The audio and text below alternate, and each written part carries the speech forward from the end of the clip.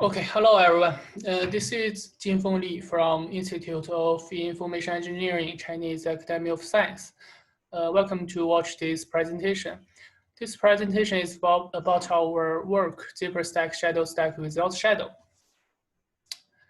So this is the brief outline of this presentation. First, we will talk about what is backward control flow integrity. And next, we will introduce the design of zipper stack, and we analyze the security. And then we introduce our implementations and the evaluation. So first, what is backward control flow integrity, which is also called backward CFI? The backward CFI mainly protect the return addresses in the memory. So why we need to protect these addresses? The first reason is that stack overflow is still a common vulnerability. If you search the recent CVE items, you will find there is still a large number of vulnerabilities stack overflow. The next reason, which is more important, is that the most commonly used control flow hijacking attack technique is ROP attack, which is return-oriented programming. So here is a simple example of the ROP attack. The attacker can corrupt many return addresses and some data in the stack, and then he can chain the code gadgets in the application's code and perform malicious behaviors. So in the previous designs that protect these return addresses, there are two ways to do that. First is you can copy the return addresses or segregate them from the other data. So a straightforward design is shadow stack, which copy all the return addresses into another stack. And the safe stack just move all the return addresses in another stack and no longer push them in the main stack. And there is also some hardware extensions that perform the shadow stack. For example, in Intel control flow enforcement technology, there is a design called shadow call stack. Another way to protect these return addresses is MAC-based authentication. For example, pointer authentication in ARM is a design that based on MAC. So let's take a brief look at the shadow stack. So here is an example. On the left is the original stack of the application, and on the right is the shadow stack. So this way is quite straightforward. It's just copy all the return addresses. When you call function, the return address is pushed into the main stack and the shadow stack. So this brings a problem that how to protect the shadow stack. In the software-only designs, some designs rely on ASLR to protect the shadow stack, but a memory leak can leak the address of the shadow stack. So that's not secure enough.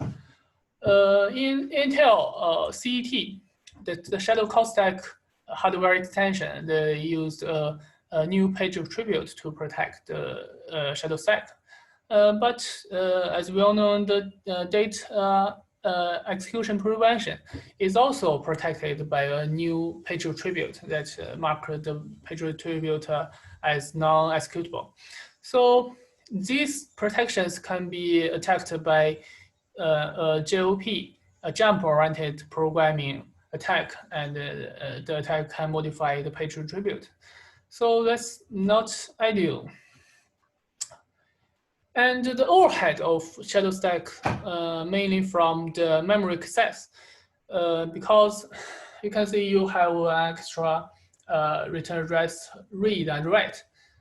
So it may be slower than the original application. And next, if you use the page attribute, which means you have to modify the OS and the libraries. And here is an example of MAC-based mechanisms.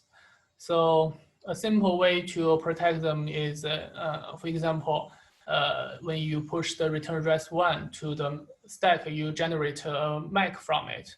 The MAC is generated from a return address and a key. And in some design, there is also a modifier. So the first problem is how to protect key, because the key can be leaked from brute force or other vulnerabilities. And another problem of these designs is the replay attack. This is why some designs add a modifier in the MAC function. The replay attack means the attacker can read the return addresses and the correct MACs of them in the memory and reuse them to construct a RP attack. So before we introduce our design, we first introduce the threat model we used. First, we assume that the attacker can read and write arbitrary memory. And next, we assume that the attacker cannot modify the top register or the key register. There are special registers that we need in the zipper stack. We will introduce that later. The last assumption is very interesting, which is different from the previous designs. That we assume that the attacker may know the key value. We will discuss it later.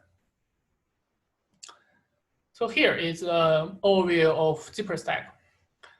The zipper stack, as we can see here, is a top register, and in the memory, all the return addresses also has a MAC to bound with them. But the note is that the MAC is, for example, here the MAC2 is saved beside the return address 3, but the return address it's not generated from the return address 3. It's generated from the return address 2 and MAC1. And the last return address is calculated together with the MAC2, and then saved in the top register. So here is a chain structure. So if you only focus on the logic of MAC function and the return address, you'll find that it's a chain structure like this. So if you want to understand it quickly, you could regard it as a blockchain, that each block only contains one return address. So next, we talk about how zipper stack handle the call and the returns in the zipper stack. On the left, it's the call. First, as normal, you have to push the return address in the stack. And the next, you have to push the MAC into the stack. So where is this MAC? It's in the top register. And the new MAC is calculated from this return address and the MAC in the stack. And then the new MAC can update the top register. On the right is the return.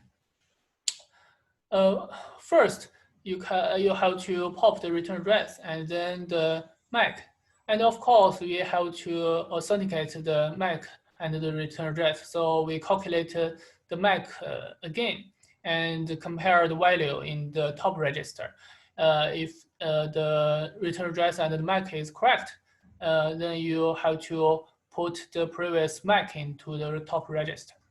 So here is an overview of a stack before a call and how it performs after a call and it's changed after this return. You find that here is return address 2. If I have a new call, you have to push this return address 3, and the MAC in the top register is moved into this stack, and a new MAC is in the top register. After the return, the MAC2 is moved back to the top register, and the MAC3 is used, and there is no longer return address 3. So this is how zipper stack works. So next, we'll talk about how the attacker may attack this mechanism. First, as we have assumed that the attacker may know the key value.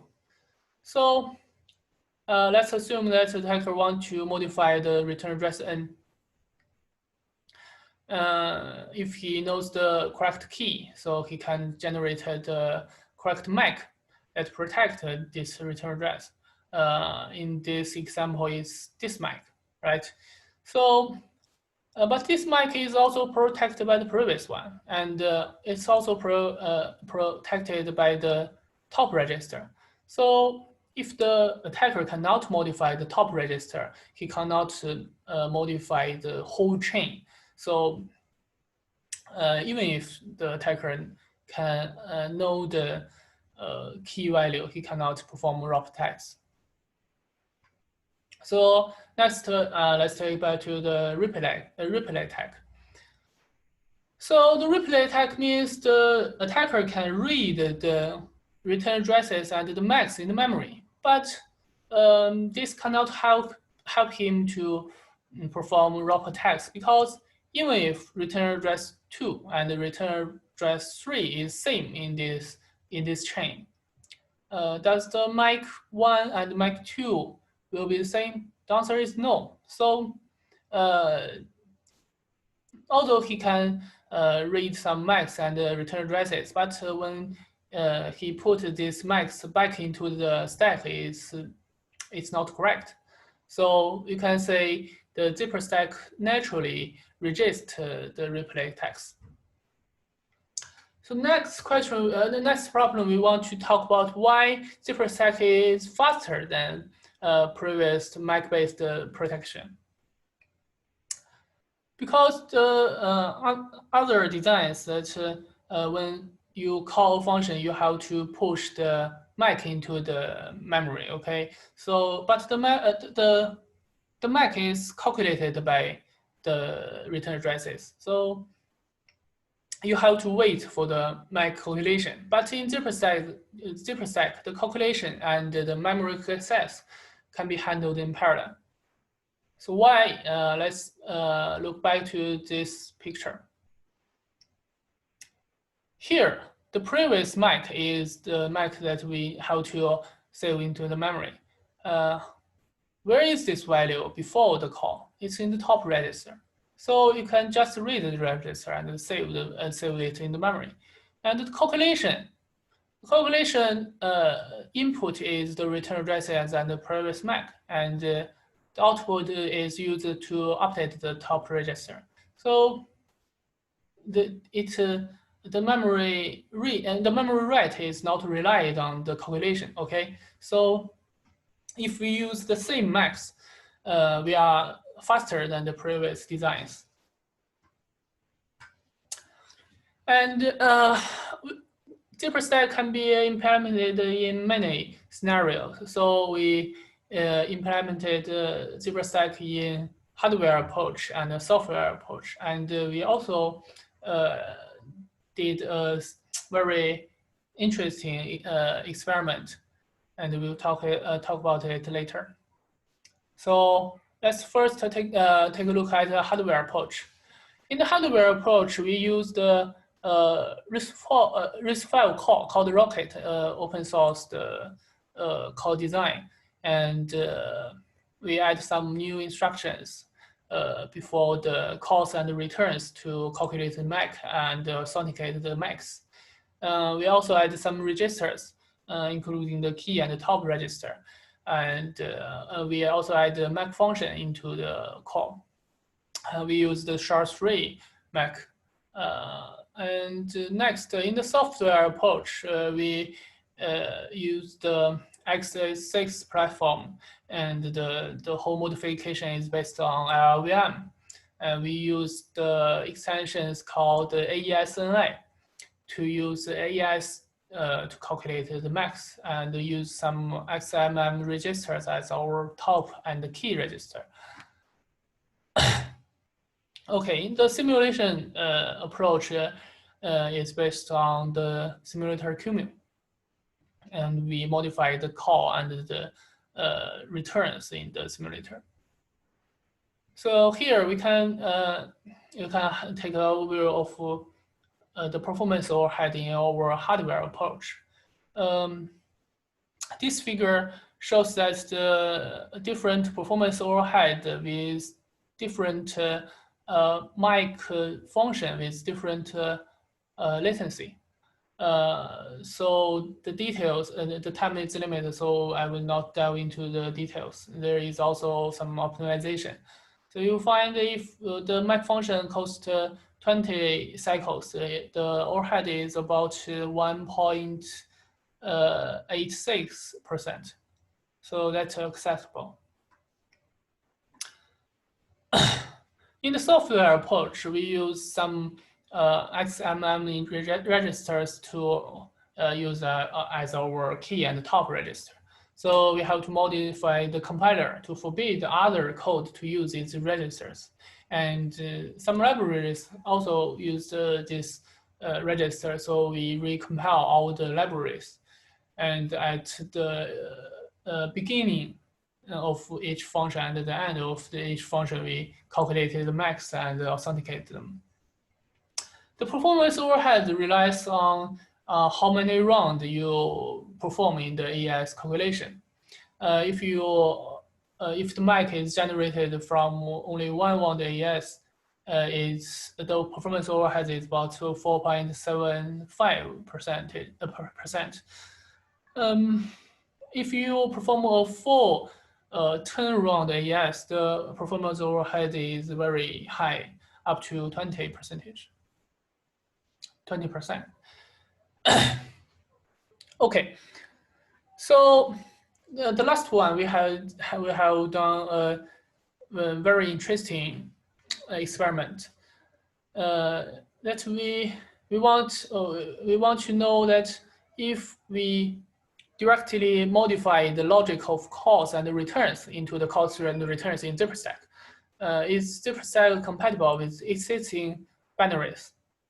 So we test many binaries in the BusyBox, and 42 out of 50 binaries are compatible with ZipperStack. So the main problem that the binaries that are not compatible because the binaries may use the exceptions. So, which means if you can modify the exceptions, you can handle the exception in the simulator and record all the top registers and recover them. You can use the existing binaries, even if you add the ZipperStack in the CPU. And this is all we have done. If you have some questions, I'm very glad to answer them when the conference will have. Thank you.